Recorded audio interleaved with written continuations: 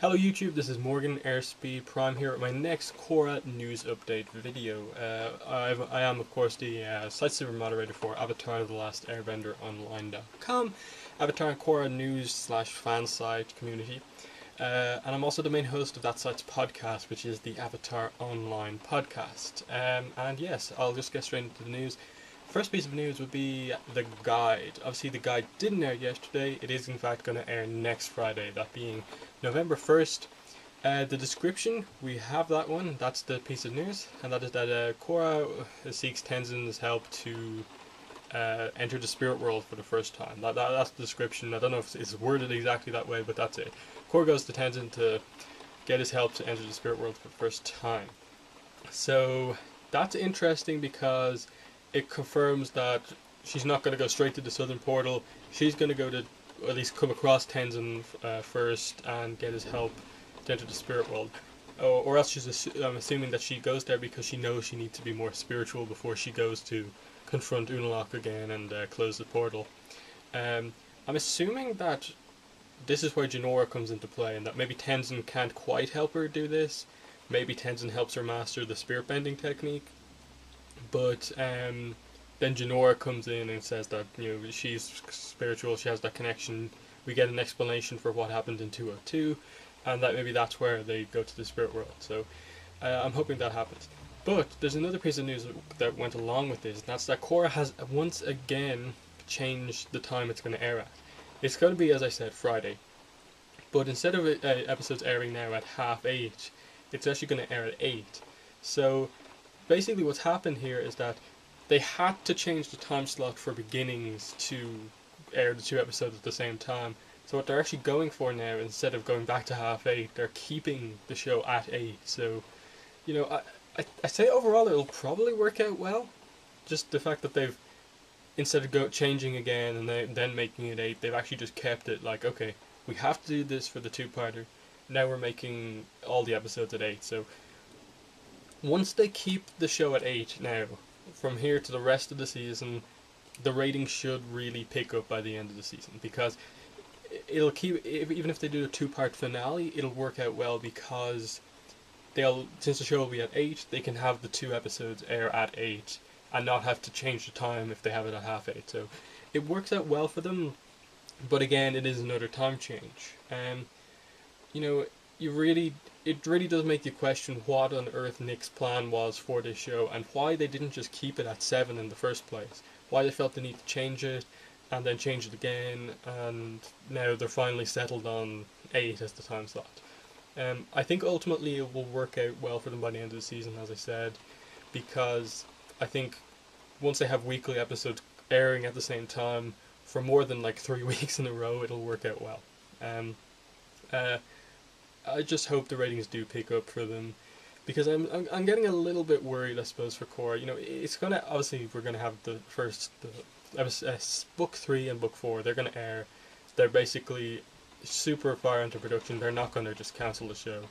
But I'm worried about Avatar going forward past Korra.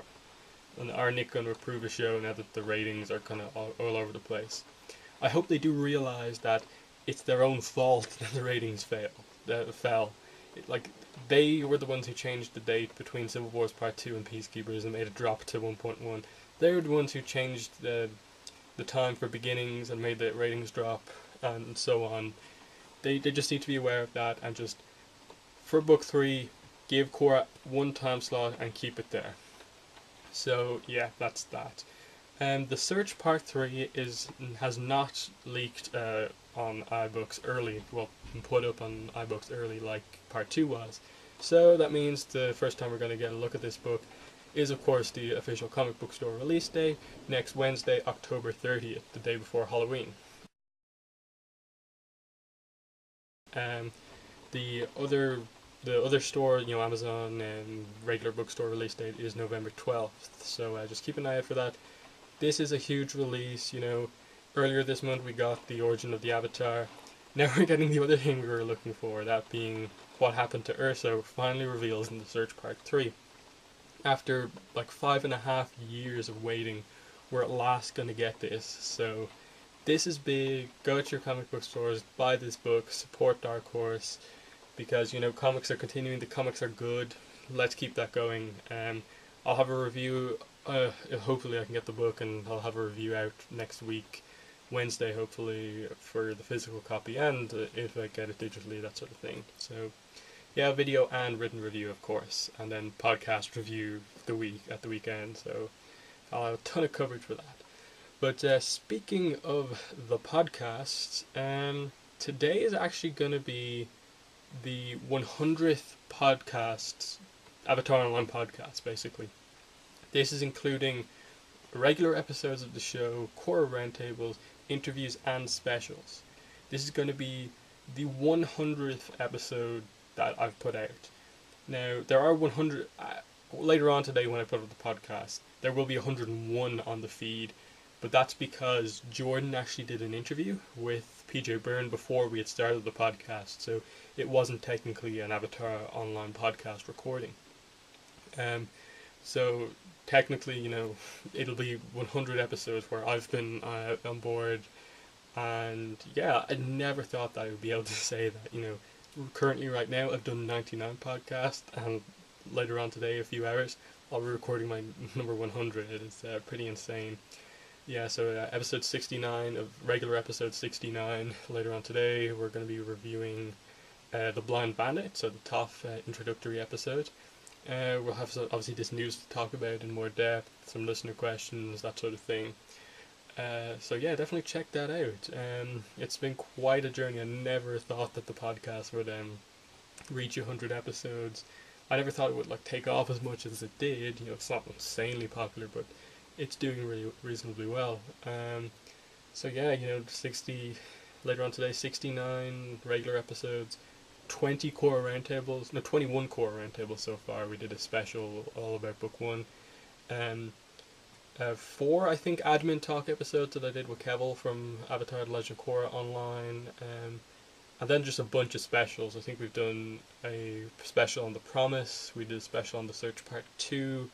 We did an awards show special for Korra. And then some other stuff as well along the way. So, yep, it's just insane to think about. But the final piece of news I want to talk about is just that I completely called the carrot guy becoming the kind of unusual standout star from the beginnings episodes, because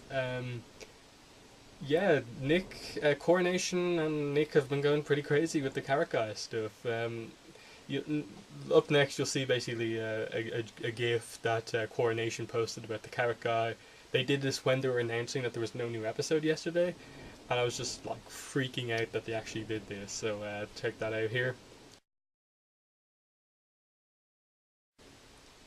So not just that, but then we found out that at Nickelodeon headquarters, I think the Korra crew are actually set up some Halloween decorations. They did some really nice kind of stuff, beginnings one inspired, and we also had Brian Brian Kinetzko dress up as the carrot guy. So Brian cosplaying as the carrot guy, you can see here.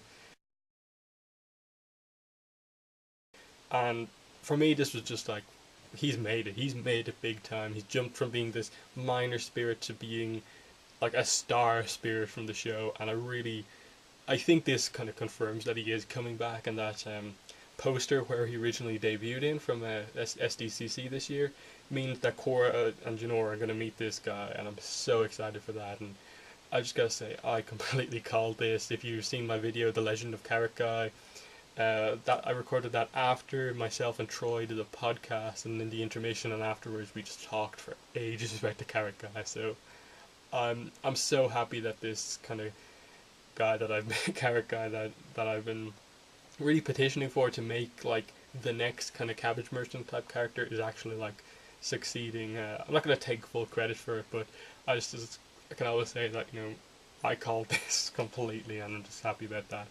So yeah, that's been the news. Thanks for watching, and bye.